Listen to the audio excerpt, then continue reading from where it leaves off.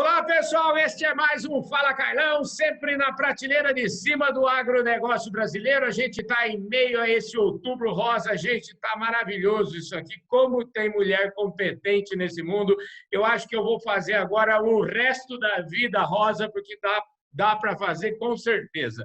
Hoje, aqui do meu lado, está a Adriana Malgeri. Adriana Malgeri é o seguinte, ela nasceu ali em Mogi das Cruzes, morou um tempinho em São Paulo, mas hoje ela já é praticamente mineira. Ela é formada em comunicação social lá na PUC Minas, eu também sou formado na PUC de São Paulo, sou filho da PUC, e o trabalho dela a vida inteira com sustentabilidade, e hoje ela é presidente da Associação Mineira da Indústria Florestal. Adriana Malgeri, muito obrigado pela sua presença aqui no nosso Fala Carlão, viu? Eu que agradeço, Carlão, o convite. É um prazer poder aqui bater um papo gostoso, leve com você. Obrigada. Eu que agradeço. Você faz o seguinte agora, eu peço sempre a todo mundo fazer o seguinte, ó. Primeiro, duas coisas, ninguém nasce presidente de nada, todo mundo tem uma história legal para contar, eu quero que você conte a sua. Então, ao contar a sua, você corrige eventuais, faça as correções eventuais que eu possa ter errado aí e se apresente ao nosso público que não perde nenhum Fala Carlão. Ah, que ótimo. Bom, não nasci presidente, aliás, nunca imaginei ser presidente. Não era essa trajetória de obstinação, né, buscada, que muitas pessoas contam aquela história, né? Uhum. Nasci, percebi que eu tinha um tino para os negócios e eu queria chegar ao topo. Não foi essa a história. Isso foi consequência do trabalho, muito trabalho.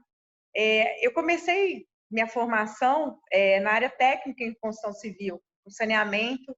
Já ainda jovem, eu já acreditava na área ambiental. Uhum. E o que eu achei de oportunidade era trabalhar com saneamento, que ainda hoje, né, não atualizou nada da percepção que eu tinha lá nos meus 15 anos. Né, a grande carência, a grande mazela brasileira é a falta de saneamento, razão de doença, mortalidade infantil absurda e inaceitável que nós temos. E eu queria trabalhar com... O Ricardo Salles bem fala sobre isso, né? Que esse é a grande aflição, né, do Brasil, né? Sim.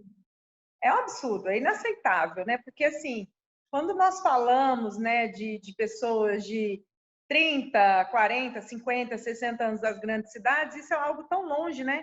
E quando nós falamos de até de 0 a 10 anos e nos rincões do Brasil, região norte, nordeste, quão pouco se chega à vida adulta, isso parece outro planeta e é o mesmo Brasil, né? E isso me incomodava muito.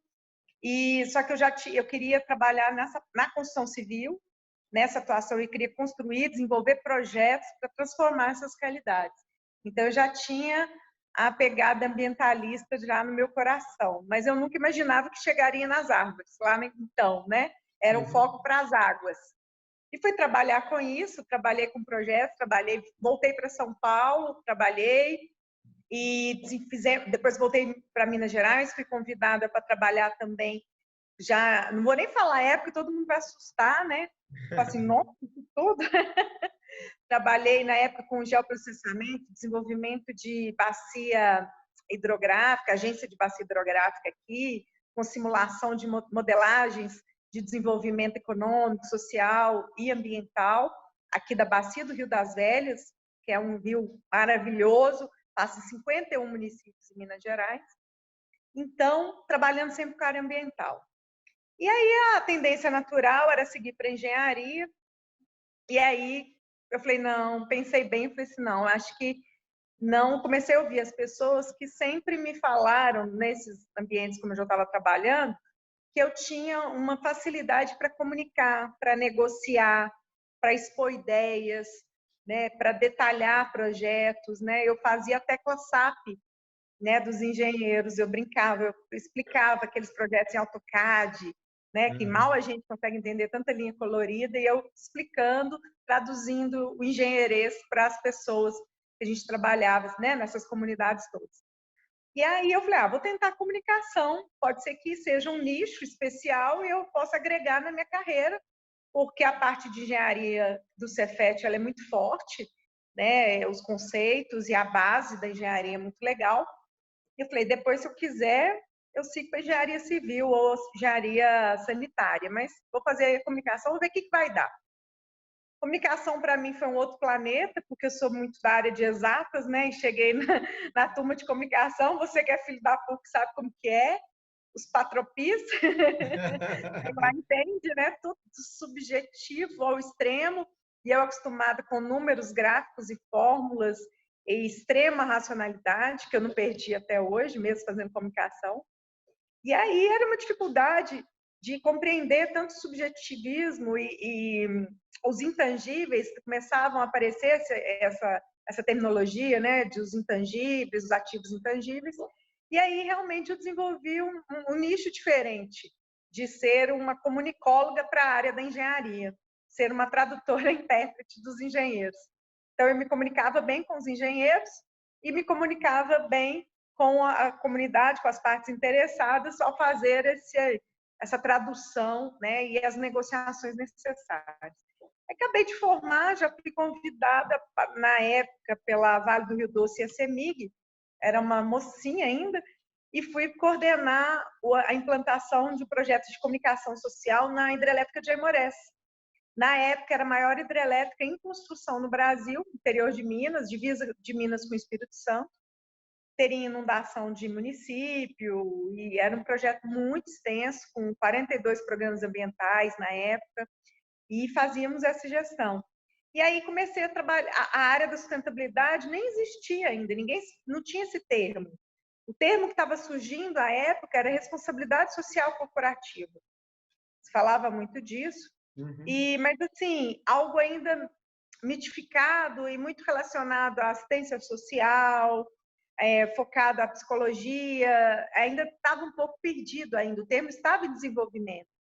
Não havia muito essa preocupação das empresas em compreender suas partes interessadas, entendê-las e manter um diálogo aberto e aquele diálogo influenciar suas decisões. Não tinha esse desenvolvimento, isso no início dos anos 2000. E aí a área de sustentabilidade, eu brinco que a minha profissão foi mudando de nome. Então, como eu era coordenadora de comunicação, aí comecei a abarcar a gestão da equipe social da hidrelétrica também, por afinidade, né, de temas, e comecei a estudar, fui fazer uma pós-graduação na área também, interessei sobre isso, estava todo mundo aprendendo. E aí quando eu fui ver, aí começava a relacionar com índios, quilombolas, com comunidades que iriam ser afetadas com inundação da sua casa, né, para a construção da hidrelétrica e tudo mais, super desafiador, e eu desenvolvi quase que como JK, 50 anos em 5, assim, foi muito rápido, foi muito interessante, e eu comecei a gostar muito da área de energia, aprofundei, fiquei mais tempo trabalhando com isso, mas aí na época, aí era o setor, a indústria florestal começou a namorar comigo. Eu fui convidada para trabalhar na Aracruz Celulose, a antiga Aracruz Celulose, que era até então a líder, né, da produção de celulose mundial. Ela ficava no Espírito Santo, perto de Vitória, lá em Aracruz mesmo. E foi um grande desafio, já com essa área criando, e justamente a chegada em Aracruz era para ajudar a implantar mesmo a área de sustentabilidade na empresa, a mudança dos modelos de relacionamento com os seus públicos, e é porque era uma área de comunicação e meio ambiente, e deveria se transformar já nos conceitos novos, que aí a palavra sustentabilidade já estava surgindo, então minha profissão foi mudando. E aí eu lembro que eu brincava muito que quando alguém me perguntava, você trabalha com o quê mesmo? Eu falava assim, eu sou especialista em sustentabilidade. Acabava a conversa, né? Porque ninguém sabia o que era. Esse negócio de trabalha com o quê mesmo, viu? Você sabe que meu avô morreu sem entender o que eu faço, o que eu fazia. Escuta, mas vem cá, vamos. Aí você chegou nas florestas aí, né? E você me conta aí como é que foi essa sua. Você já se apaixonou de cara por florestas? Como é que é essa história aí? Como é que é uma mulher trabalhando com florestas? Pois é. Eu fiquei encantada logo de cara, porque já tinha alinhamento de valores, né, do que eu acreditava, e trabalhando com a temática ambiental fortemente. E aí a primeira coisa que eu quis, quando eu cheguei, foi aprender como fazia celulose na indústria. E aí eu lembro que lá na fábrica isso causou estranhamento, que as pessoas falam, não, mas você não precisa aprender o curso aqui na fábrica de celulose, porque você vai trabalhar na área de sustentabilidade, né, de relacionamento institucional. Eu falei assim, gente, mas como que eu defendo algo que eu não sei como que faz, os reais impactos, né? Porque o que eu tenho é minha palavra, né? Eu não vou convencer ninguém, eu não estou lá para convencer ou para lubridiar ninguém. Eu quero falar aquilo que eu conheço com propriedade, que eu não sei falar de algo que eu não tenho propriedade e te convencer que aquilo é bom. E aí eu fiz o curso de celulose. Você foi sua, vamos dizer assim, sua parte engenheira, né? Sim, não tem jeito. Essa não sai de mim de jeito nenhum. E aí eu fiz o curso e aí eu me apaixonei mais ainda, porque assim, é 100% natureza, é biologia e química. Né? Você tem o conceito da engenharia na transformação, que você só consegue com a possibilidade da biologia e da química, né? Da união. Então, com a madeira, você faz tudo o que você faz com o petróleo, só que com processos químicos diferenciados. Então, eu me apaixonei. Então, um lado engenheiro, o lado ambientalista, porque quando você começa a trabalhar e começa a aprofundar, eu vi assim, um trabalho maravilhoso que era feito de conservação de áreas nativas, trabalho de estudo de fauna, né? Justamente porque o setor era muito caladão, ele tomava sempre muito ataque, era muito calado, ou quando ele respondia muito cientificamente, não falava a linguagem daqueles que estavam atacando. Então, ele tinha imensos trabalhos maravilhosos, produção científica interna da área florestal ao longo das últimas décadas é fantástica, mas não tinha tradução, não tinha linguagem. Aí veio o nicho que eu desenvolvi lá atrás. Eu falei, valeu a pena apostar, ser tradutora e intérprete da engenharia. Ô, Então, de novo. Adriana, deixa eu te falar, eu vou te informar um negócio, você não vai nem acreditar, mas a nossa conversa falta 2 minutos para acabar, viu? É tão boa que passa rápido uma barbaridade. E aí, nesse tempinho que falta, o que eu queria que você falasse do que é essa Associação Mineira da Indústria de Florestas, quem que está dentro e por que uma mulher, já que nós estamos no Outubro Rosa, se tornou a presidente desta poderosa associação. Bom, hoje a MIF, ela representa os maiores produtores de floresta plantada de Minas Gerais e, inclusive, alguns do Brasil. Minas Gerais é o estado com maior produção de florestas, são 2,3 milhões de hectares de florestas plantadas. É muita área, é a maior cultura agrícola do estado. Sem dúvida, né? Muito aliada a muita tecnologia, muito desenvolvimento, melhoramentos genéticos. Então, há um desenvolvimento dessa indústria maravilhoso.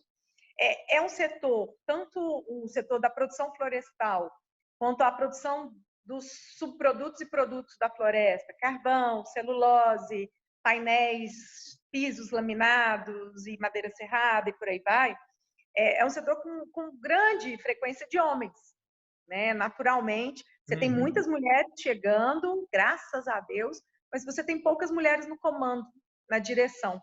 Eu acredito que são faltas de oportunidades ainda, né? Aberturas de oportunidades ou aquele machismo inconsciente que todos nós temos, não só os homens, as mulheres também, né? De pensar na fragilidade da mulher para exercer algum ou outro tipo de cargo. Isso está mudando, né? E comigo, eu acho que não foi a escolha para eu ser presidente da AMIF, não foi por ser mulher, isso eu tenho certeza, foi pela minha trajetória. Depois que eu saí da Aracruz, eu voltei para a CEMIG, depois eu fui para plantar, eu continuei no setor florestal e fui desenvolvendo um trabalho que eles julgaram interessante pelo meu perfil de liderança, de gestão, e me convidaram pela vocação e competência. O fato de ser mulher agregou, com certeza, mas ainda eu acho que assim, o principal do fato de eu ser mulher aqui hoje é porque há um equilíbrio de forças. O que é melhor da mulher com o que é de melhor do homem. Precisamos de mais mulheres no comando, mais mulheres na direção, Mas a gente, quando eu estou na reunião de conselho, por exemplo, eu sou sozinha, a única mulher, e esses diretores ou CEOs dessas empresas, todos homens, a gente consegue uma sinergia muito interessante, um afinamento muito interessante, porque a gente consegue extrair o melhor de cada um, né, do feminino e do masculino. Por isso que eu brinco muito que é um yin e yang. Isso aí. E isso, sem dúvida, eu acho que é um diferencial. Eles perceberam que depois, né, o fato de ter uma mulher na liderança da indústria florestal trouxe uma diferença muito grande de percepção e imagem do setor, pela forma como a gente comunica, pela forma como que relaciona, e isso já é nosso, já conquistamos. Né? Eu fico muito feliz, muito honrada. Última pergunta, que é o seguinte, eu quero saber assim, quando você se tornou mãe da Amanda, né, que tem 11 anos de idade, o que esta maternidade fez? Que relação o que ela trouxe para a sua vida profissional de aprendizado, de crescimento? Me fala um pouquinho disso. Eu tenho certeza que ser mãe me tornou uma executiva melhor. Uhum. Por quê? Quando nasce um filho, nasce uma mãe e nasce uma leoa. Né? Uhum. Então, nós sabemos que o leão caça e a leoa caça, o leão protege o território. A leoa caça, cuida dos filhotes, cuida do leão e não reclama. Então, assim, quando nasce o filho, nasce uma leoa. E a mulher, ela começa a entender melhor o foco, começa a ter mais foco, mais garra, muito mais garra e força. Que você se torna forte porque os seus limites se expandem, as barreiras se expandem. Então, aquilo que a mulher se torna uma obstinada. E isso, para o nível executivo, é muito interessante, mas atrelado à sensibilidade e à humildade que as mulheres têm. Já. Então, quando você tem obstinação cega, não é bom. Agora, obstinação com humildade e com essa sensibilidade de para onde devemos rumar, eu acredito que isso é uma característica não da Adriana, mas das executivas mães. Com certeza, com certeza. Se tiver pesquisa, eu ainda desconheço, acredito que tenha, esse é um diferencial inalcançável. Ô, Adriana, eu queria te agradecer imensamente aqui. Infelizmente, nosso tempo acabou. A prosa foi ótima. Você considere voltar mais vezes aqui no Fala Carlão. Tenho certeza que o público que não perde nenhum dos nossos programas te adorou aqui, a sua simpatia, a sua simplicidade. Muitíssimo obrigado pela sua presença aqui, viu? Eu que agradeço, Carlão. Estou à sua disposição. Um abraço grande para o público. E queria deixar essa mensagem, que qualquer lugar que nós tivermos, a gente tem que pensar se naquele local a gente está dando a devida oportunidade e abertura de portas para as mulheres realmente mostrarem para que vieram. Lugar de mulher é onde ela quiser. É isso aí, gente. Super obrigado, é isso aí. Esse foi mais um Fala Carlão, sempre na prateleira de cima do agronegócio brasileiro. E eu quero lembrar a todos vocês que ainda não se inscreveram no nosso canal, a hora é agora. Se inscreve aí no nosso canal, aperta o sininho para você receber as notificações dos nossos próximos vídeos, tão bons quanto esse aqui com a Adriana Malgeri. Deixe o seu like, deixe o seu comentário e, principalmente, compartilhe esse vídeo com todos os seus amigos. Um forte abraço e eu vejo vocês todos amanhã na sequência do nosso Outubro Rosa. Bye, bye!